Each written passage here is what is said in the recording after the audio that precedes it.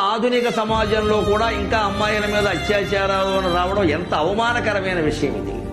నిన్న పత్రిక చూశారా? అన్నం తెల్లలేకపోయానమ్మా ఒక మనిషిగా. ఎంత భయంకరమైన సమాజంలో ఉన్నాం. పైశాచికమైన వాంఛలు ఇవి. మానవ వాంఛలు అన్నారు, వీళ్ళ పశువులకు కూడా ఇలాంటి వాంఛలు ఉండవు. దానికి ఉన్న జ్ఞానం కూడా మనకు లేదు. కానీ అటువంటి సమాజంలో ఉన్నాయి. ఈవేళ నిజంగా నేను మొహమాటం లేకుండా చెబుతున్నా, అమ్మాయిలు ప్రత్యేకంగా నేర్చుకోవాలి ఒక విద్య.